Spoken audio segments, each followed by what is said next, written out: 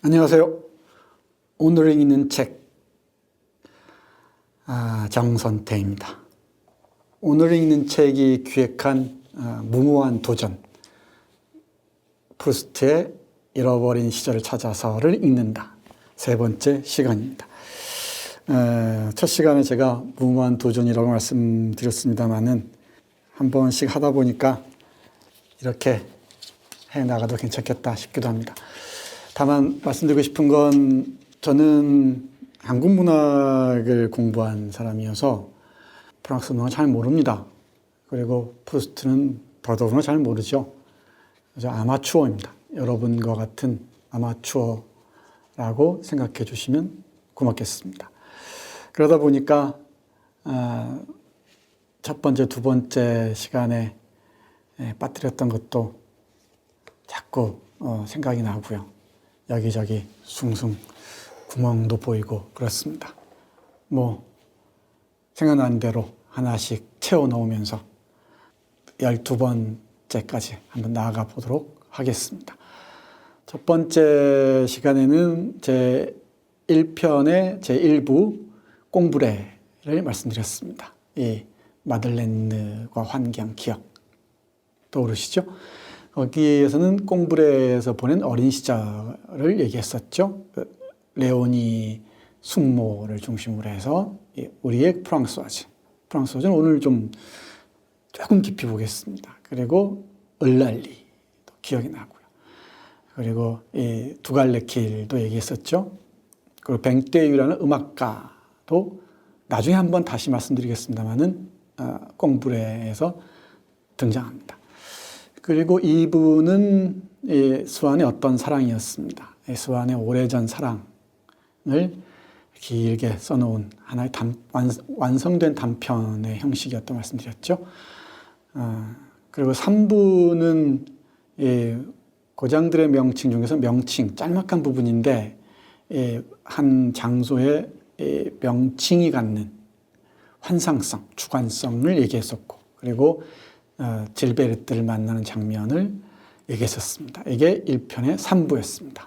오늘부터는 2편을 말씀드리겠습니다. 오늘과 다음 주 두 번에 걸쳐서 2편을 얘기하도록 하죠.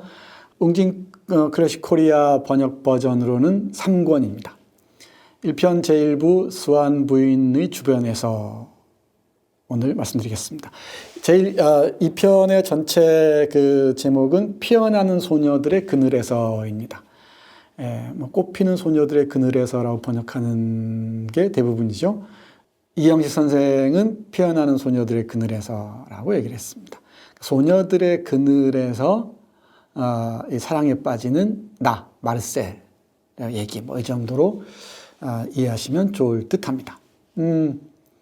제1부 수완 부인의 주변에서는 수완댁 쪽으로, 그러니까 제1부의 끝부분으로 집필되었는데요.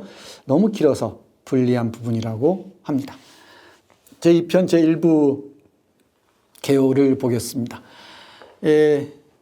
수완의 어떤 사랑은 제1편 2부에서 봤었고요. 제2편 1부에서는 수완의 부인 옆에 섭니다. 수완은 오데트와 결혼하여 딸 질베르트를 얻습니다. 그러니까 수완의 사랑으로부터 대략 15, 16년, 17, 18년 정도 지나지 않았나 싶어요. 나와 질베르트는 어린애 같은 사랑을 나눕니다. 아버지가 마련한 만찬에서 전직 외교관 노르부아 씨가 참석하는데 이 자리에서 나의 문학 지망이 화제에 오릅니다. 이거 꼭 기억하셔야 됩니다. 즉 화자, 이 마르셀은 문학 지망생입니다. 그러다 보니까 문학에 관한 얘기가 많이 나오죠. 나는 수완 부인의 초대를 받고 그렇게 가고 싶었던 수완 부인의 집에 초대를 받습니다. 초대를 받고 단골 손님이 됩니다. 그곳에서 자신의 문학적 우상인 베르고트를 만납니다. 베르고트, 기억해 두십시오.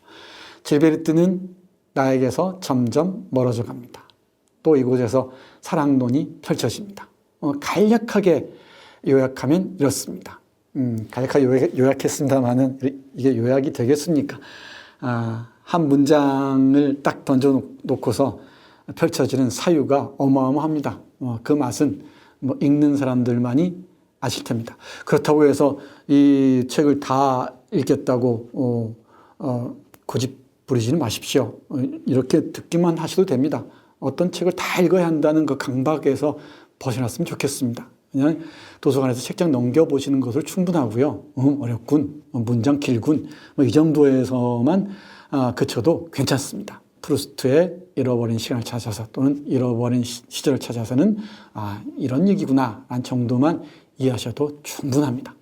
그리고 첫 번째 시간에 말씀드렸습니다마는 어떤 번역본을 읽어도 좋습니다.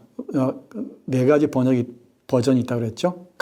각각의 그 특장점들이 있습니다. 제가 이 펭귄 클래식 버전을 고른 이유는 다시 말씀드리지만 최근에 완간된 것이고요. 그리고 직역에 충실합니다.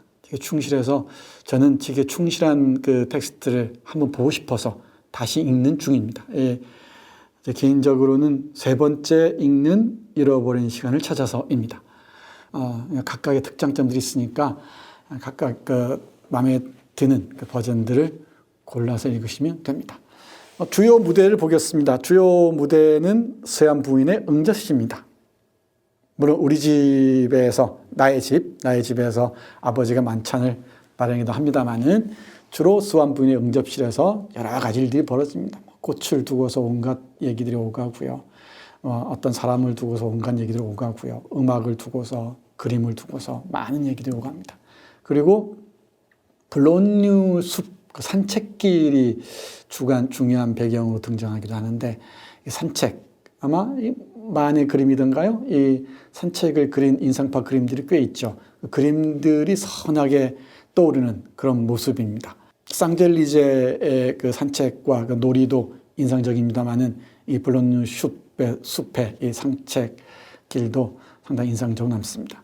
주요 등장인물을 보면은 이건 계속 제가 반복해서 말씀드리겠습니다. 스완 부부는 일단 아시겠죠? 스완과 오데트입니다. 그리고 이 부부의 딸인 질베르트, 노르부아라는 이 외교관이 있습니다. 이 잃어버린 시간을 찾아서가 비판하는 것 중에 하나가 이 속물근성인데, 이 관료들의 속물근성을 잘 보여주는 인물이 아닌가 싶네요. 그리고 베르고트, 이 베르고트 주목하시기 바랍니다. 화자인 내가 대단히 숭배하는 인물입니다. 그리고 일부에서 이 꽁부레에서 정원에서 몰래 읽었던 책이 바로 이 베르고트의 책입니다. 그런데 스완 부인의 집에서 베르고트를 직접 만나고서 실망합니다. 우리 실망들 많이 하잖아요. 왜? 위대한 인물들 직접 만나보면은 에게 이런 경우 많이 있죠. 그 환상이 깨지는 순간들이 흥미진진하게 기술되어 있습니다. 우리 봉땅 부인도 주목하셔야 됩니다. 나중에 이 알베르틴이라는 중요한 인물이 등장하는데요. 나가 사랑에 빠지는 인물인데 이 봉땅 부인이 바로 이 알베르틴의 숙모입니다. 숙모. 꽃다라 부인은 아마 일부 스완의 어떤 사랑에서 등장했던 인물입니다. 이 꽃다라라는 의사의 부인인데 이 중산층이었던 모양이죠. 그냥 귀족층에 들지 못하는 이 중산층의 행동 양식을 잘 보여주는 인물입니다. 그리고 마틸드 공주가 이 블론뉴 숲 산책에서 등장하는데요. 주목하십시오. 당시 19세기 중후반 제2제정과 제3공화정 초반에 사교계의 거물이었습니다. 나폴레옹 3세의 사촌이었죠. 제가 번역했던 이 괴제 나폴레옹 3세라는 책을 보시면은 당시 이 파리의 사교계 그리고 고급 매춘부에 관한 얘기들이 흥미진진하게 기술되어 있습니다. 괴물 나폴레옹 3세 도서관에서 한번 보십시오. 대단히 흥미롭습니다. 이 잃어버린 시절을 찾아서를 읽는데 그 책 번역이 많은 도움이 됐습니다. 제2제정과 사교계의 모습을 그리고 있는 것 그리고 이 오스만의 파리 대개조가 이 동선을 이해하는 데 많은 도움이 됐습니다. 그리고 우리의 하녀 프랑스와즈 가장 생생한 캐릭터입니다. 오늘 프랑스와즈 좀 짚고 넘어가겠습니다. 이런 인물들과 함께 하겠습니다. 이 프랑스와즈 대단한 사람이죠. 제가 본 데는 화자인 나가 가장 많은 심혈을 기울여서 묘사하는 인물 중에 하나가 아닌가 싶습니다. 물론 뭐 뒤에서 말씀드리겠습니다만은 할머니도 있고요, 이 할아버지도 있고 또 아버지도 있고 어머니도 있습니다만은 이 프랑스와즈라는 하녀, 이 하녀에 대한 그 화자의 애정은 대단합니다. 특히 그 꽁브레에서도 그렇죠. 이 닭을 잡는 프랑스와즈의 모습이 보이는데 이 맛있는 식탁을 마련하기 위해서 프랑스와즈가 뒷뜰에서 행하는 그 살해 행위들에 대한 흥미진진하고 유머러스한 그 진술들이 아주 길게 펼쳐집니다. 정말 재밌습니다. 이 편 1부에서도 프랑스와즈가 어김없이 등장합니다. 정말 그 뭐랄까요? 이 양념 같은, 빠지면 안 되는 감초 같은 캐릭터가 아닌가 싶습니다. 이 프랑스와즈가 빠지면은 이 잃어버린 시간을 찾아서의 맛이 툭 떨어질 거라는 게 제 생각입니다.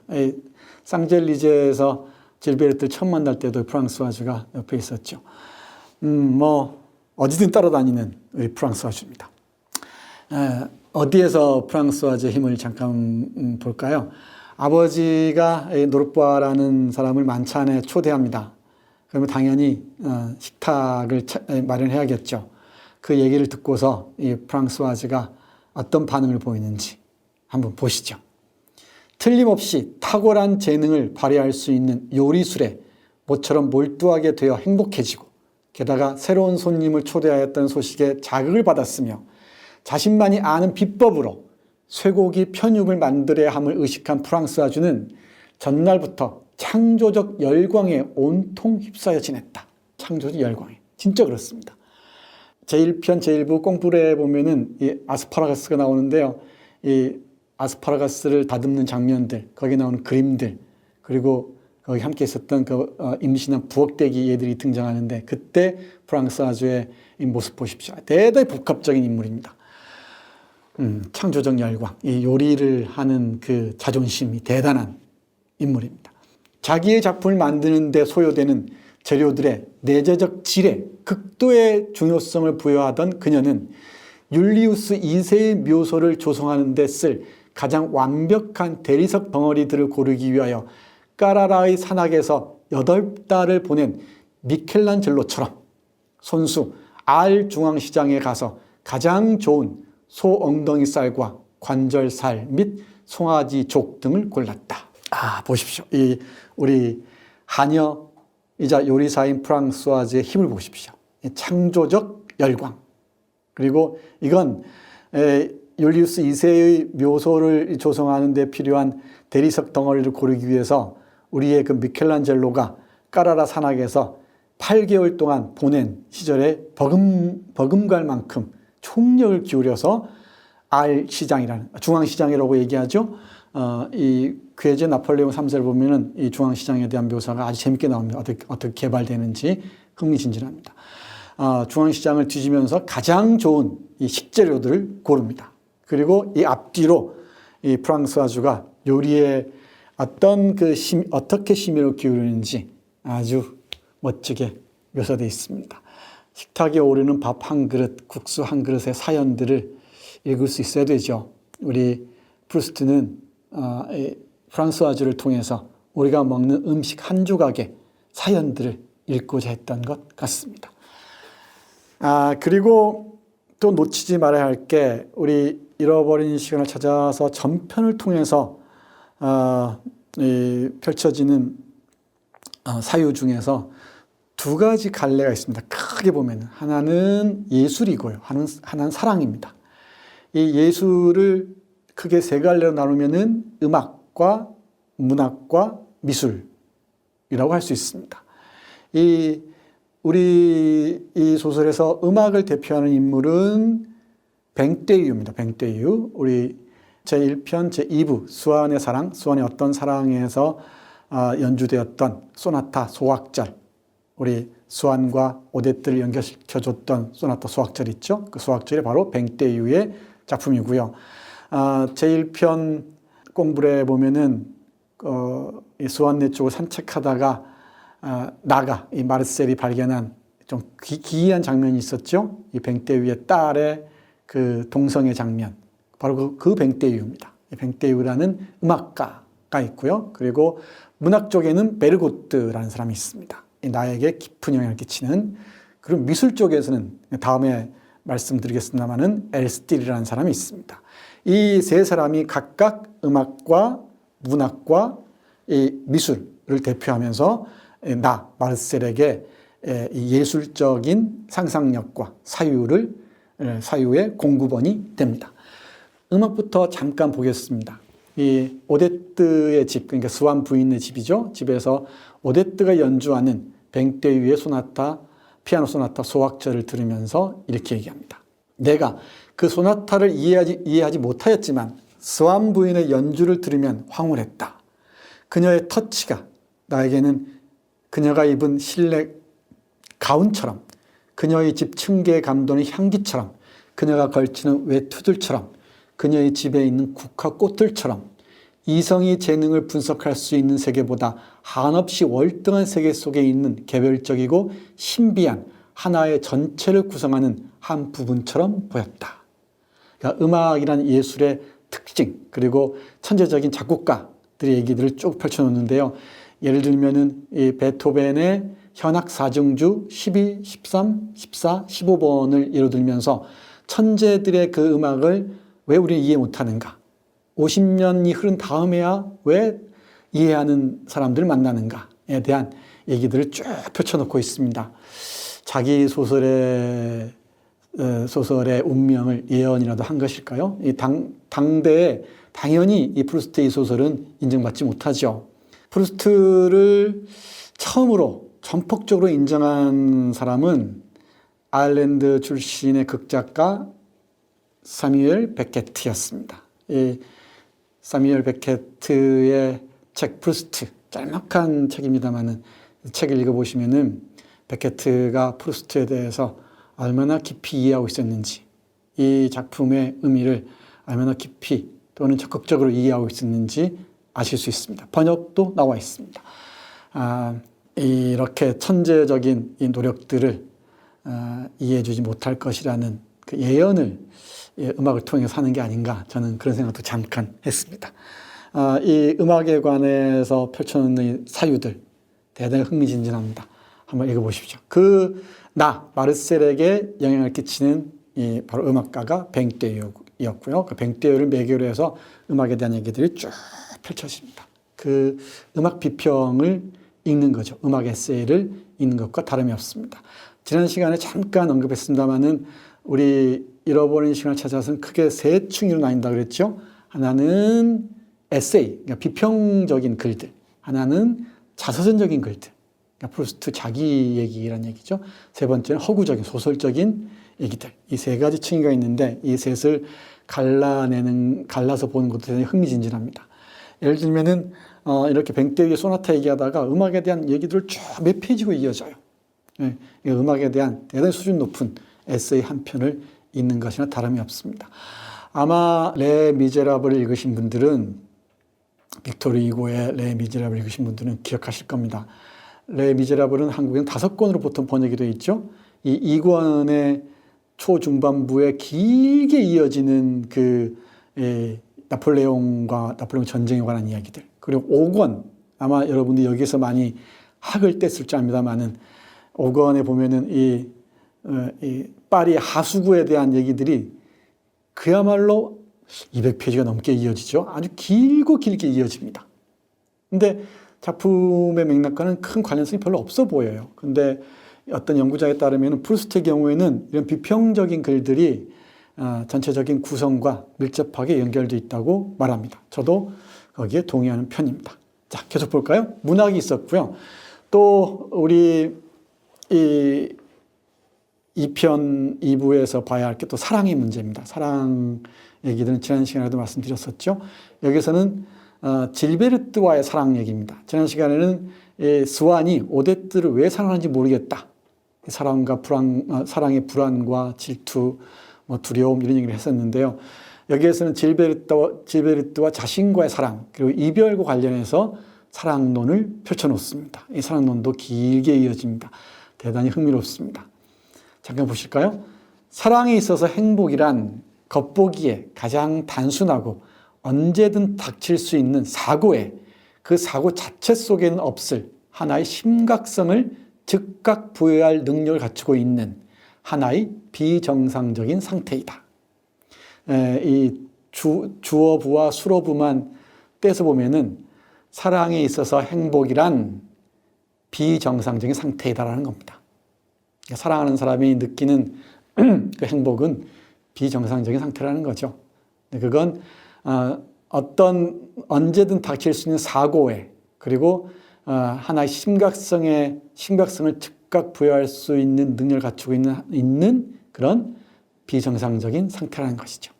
그리고 사랑하는 사람을 그토록 행복하게 만드는 것은 그 가슴 속에 있는 불안정한 무엇이며 불안정하니까 그 행복의 정도가 강렬하다는 얘기인가요?